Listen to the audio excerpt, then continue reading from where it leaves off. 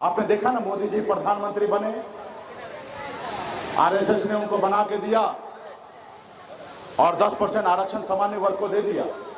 आज बिहार में ब्राह्मण, भूमियार, लाला 8 लाख से कम कमाने वाले लोग गरीब हो गया और उनको 10% आरक्षण मिलने लगा। उनका बेटा कलेक्टर बनने लगा। लेकिन आपका बेटा जो 8,000 रुपया महीना नहीं कमाता है, साल का 1 लाख रुपया नहीं कमा पाता है, लेकिन भारत सरकार के नजरों में वो गरीब नहीं है, उनको आरक्षण नहीं मिलना चाहिए। इसलिए साथियों, ये बदलाव लाना पड़ेगा। आपने साबित किया ना बिहार में कि मल्लाह का बेटा सिर्फ मछली नहीं मारता है, राजनीति भी कर सकता है। हमने दिखाया ना। सिर्फ जरूरी है एकजुट होना, पार्टी के लिए काम करना, मेहनत करना, अपने लोगों को समझाना, आने वाला पीढ़ी के लिए बच्चे को पढ़ाना, लिखाना, समझाना, एकता के साथ रहना, अपने नेता, अपने दल के साथ खड़ा रहना, संगठन के साथ रहना, किसी के साथ अगर गलत हो रहा उसके साथ मजबूती से खड़ा होना, अगर कोई तकलीफ में है तो 10 रुपया उसके पीछे खर्चा करके उसको इलाज कराना, तब जाके ये समाज आगे बढ़ेगा। आज लोग हमें कहता है कि साहनी जी आप इतना बड़ा नेता हो कि एक जात की बात करते हैं। हम कहते हैं भाई, हम एक जात की बात नहीं करते हैं। हम जो निषाद की बात करते हैं, ये निषाद हमारे लिए कोई जात नहीं है, ये निषाद हमारा परिवार है। मैं अपने परिवार की बात करता हूं और परिवार की बात करना कोई गुनाह नहीं है। इसलिए साथियों, आप अपने समाज के, अपने घर परिवार के लोगों, अपने लोगों के लिए लड़ाई लड़ना कोई गुनाह नहीं है। उसके लिए आप नहीं लड़िएगा तो कौन लड़ेगा? आज तक 75 सालों में कोई आया लड़ने के लिए? नहीं आया, और आने वाला 100 साल तक कोई और नहीं आएगा लड़ने के लिए। अगर मैं आया हूं लड़ने के लिए, मैं इसलिए लड़ने के लिए आया कि मैं निषाद कुल में जन्म लिया, मैं निषाद का बेटा हूं और गर्व से कहता हूं सन ऑफ मल्लाह हूं। अगर मैं वही भूमियार का बेटा होता, ब्राह्मण घर में जन्म लेता, तो क्या आपके लिए लड़ाई लड़ता? नहीं लड़ाई लड़ता। तो इसलिए साथियों, आने वाला समय में बड़ी लड़ाई है। आपने देखा ना, आजाद भारत में पहली बार हमने 4 विधायक बनाया, मंत्री बना, अपने दम पर अपने लोगों के लिए काम कर रहा था। लेकिन आपका दुश्मन ने क्या किया? आपका विधायक को खरीद लिया। जो सरकार आपने बनाया उस सरकार से आपको बाहर कर दिया। वो देखा कि बिहार में ये निषाद समाज सोया हुआ शेर है, ये तो थोड़ा सा जगह दिया तो आज 4 विधायक बना लिया।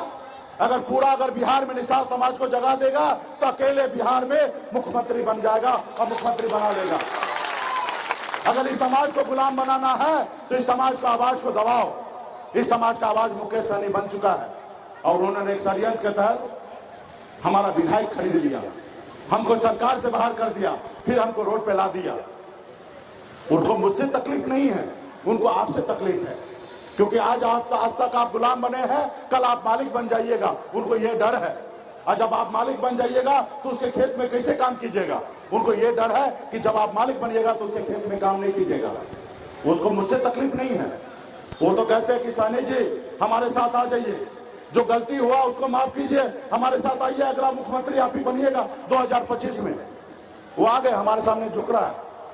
लेकिन हमने कहा भाई, हम मल्लाह का बेटा हैं, हम जाल में मछली फंसाते हैं, जाल में फंसते नहीं हैं। हम अपना झोपड़ी में रहेंगे, लेकिन झोपड़ी का बादशाह बने रहेंगे। तुम्हारे महलों में आके हमें गुलामी नहीं करना, तुम्हारे महलों में आके गुलामी नहीं करना।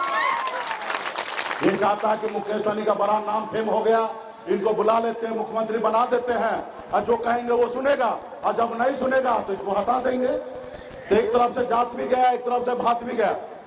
तो भाई, भात जाए तो जाए, जात नहीं जाना चाहिए। जात है तो भात मिल जाएगा। वो सोच रहा है कि पहले जैसा बुड़बक निषाद बोलते नेता हुआ करता था, अपना फायदा के लिए जिधर बोलता था उधर पहुंच जाता था, वही आज भी सोच रहा है। उनको ये नहीं मालूम है कि हम बिहार से मछली मारते मारते बंबई जैसे शहर जाके आ गए, और दुनिया देख लिए हैं कि दुनिया कैसे चलाया जाता है, हमको पता है। इसलिए साथियों, सिर्फ आपका साथ चाहिए, सहयोग चाहिए। जैसे दशरथ मांझी ने कहा था ना कि जब तक तोड़ेंगे नहीं तब तक छोड़ेंगे नहीं, वैसे हमने भी संकल्प लिया है, जब तक आरक्षण लेने लेंगे तब तक हम लोग चैन से बैठेंगे नहीं साथियों, चैन से बैठेंगे नहीं। इसलिए साथियों, आने वाला समय में चुनाव है।